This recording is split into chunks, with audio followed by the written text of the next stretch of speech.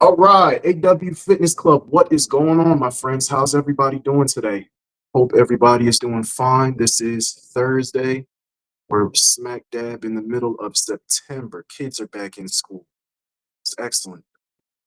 I'm just going to go over a couple things that's going on in the fitness club, new developments. So we're opening up a higher tier. We're going to call it the Questmaster Club. That's what we're calling it as of right now.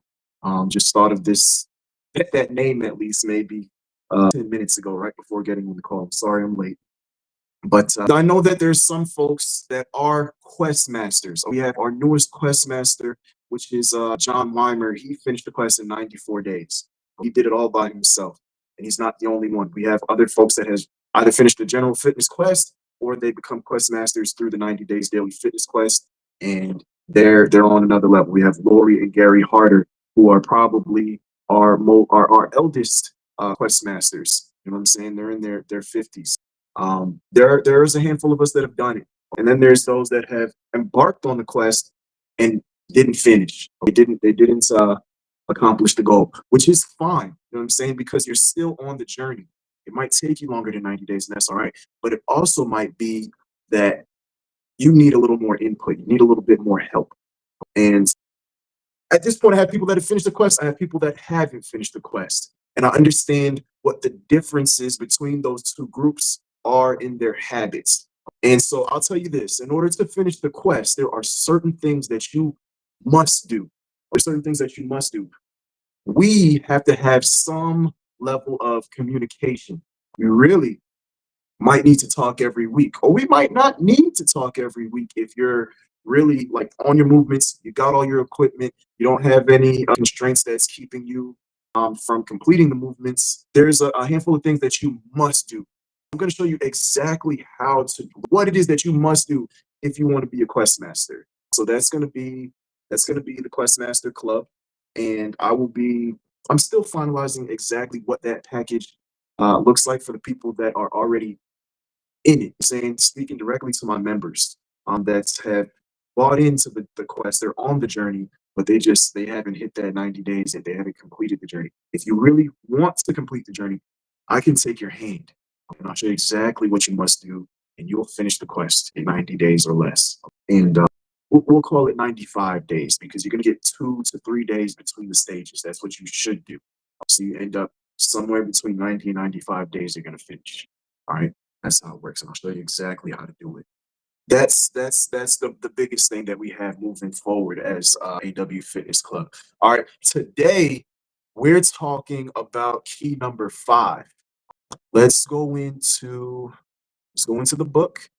I have a book here now, and we're going to get into key number 5 of the 10 keys to athletic fitness. And key number 5 is practice the principle of discriminate consumption. What does that mean? What are you talking about, Trey? What is the principle of discriminate consumption?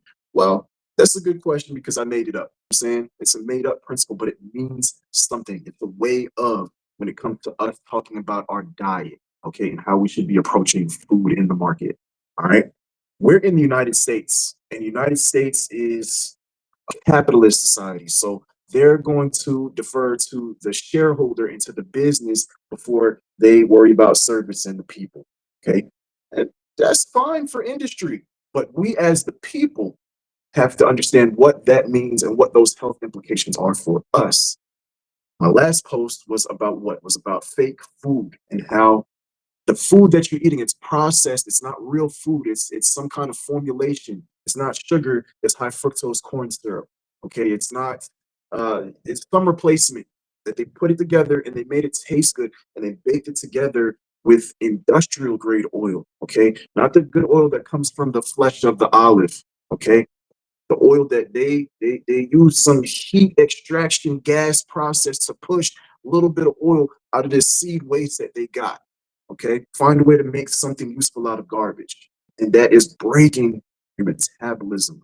The longer you live that way, and the more you eat that food. Okay, when I say break your metabolism, destroy the mitochondria in your cells that help your body make energy, so that you just get more worn down, you start getting old and you don't have the energy to rebuild your vitality. Okay.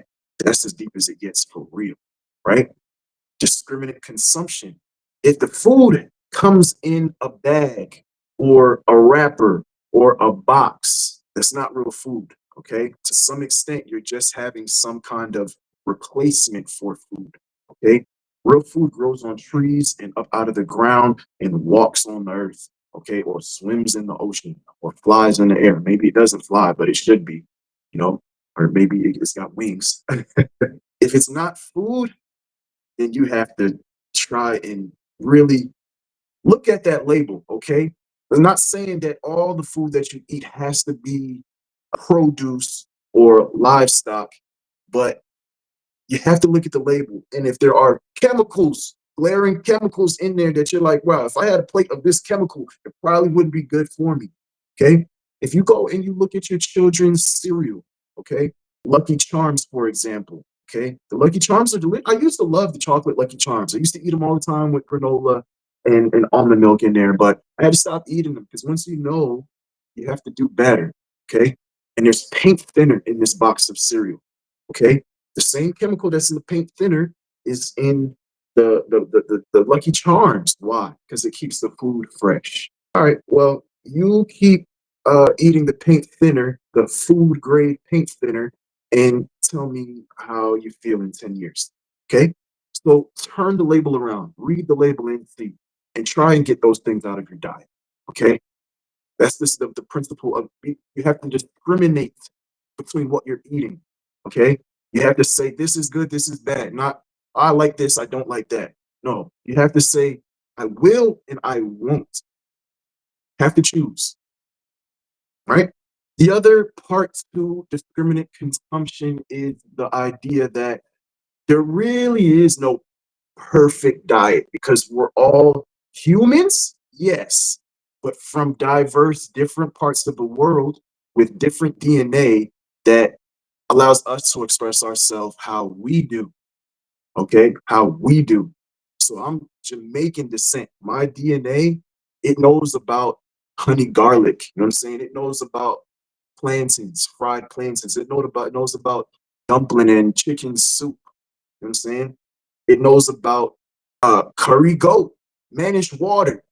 It knows about some real Jamaican stuff from the bush type stuff. The real we cook. We cook. I cook, right? I do. And I love to do it. And that's my roots. That's what I grew up watching my mom and my dad do in the kitchen. So I do it, you know? So there's certain things that's good for me to eat, and there's certain things that's good for you to eat. And those things are derived from your ethnic background, where you came from. Okay. Eat food like from where you came from. Have that be a part of your staples, okay? Your dietary staples, food from your ethnic background. The other half of that is that you have to eat local food, okay? You have to eat local food, food from around the land where you live at, because food has information in it, and that information is living information, okay? So you have to keep giving your body living information so that it understands how to live in the environment that it's in, okay? And people are like, show me the study. What does that even mean? If it doesn't make sense to you, it doesn't make sense to you. But if it makes sense to you, if it resonates with you, then you follow that philosophy and you tell me how you feel. Okay. Eat from the land and eat from your ethnic background. And that's your perfect diet. Okay. That's the principle of discriminate consumption in a nutshell. Okay. Understand that we live in a society where the food is not real or it's altered. Okay. And know that you have to get back to eating as much whole food as you can. Okay. I'm really simple with it at this point in my life. I break my fast with fruit and vegetable. I eat a ton of fruit. Okay. And I also have nuts. I got these Cajun peanuts in the cabinet down there, and they're so much fun. I love them. You know what I'm saying? And it's not expensive to get you a big old bag of nuts. It depends on what kind of nuts you like, but Cajun peanuts is good enough for me right now, you know. And the fruits, I'm on the plums, I'm on the apples, I'm on the pineapples, the bananas, kiwis, oranges, grapefruits for sure. You know what I'm saying? I love all of those. Grapes, I got some black grapes down there right now. So I eat a ton of that. I eat green plantains. Okay, that's my bread.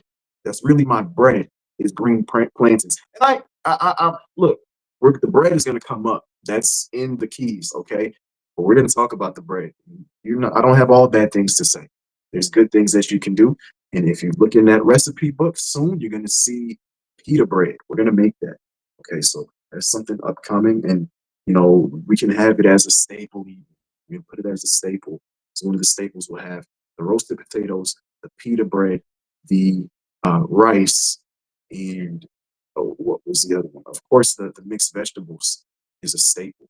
All right, so we're gonna put the cap on that cookbook within the next 2 weeks or so, and we're gonna have that thing updated.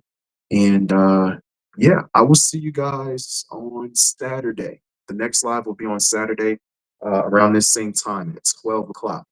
Okay, so if you can join that live, awesome. And I'll have more information on the Questmaster Club.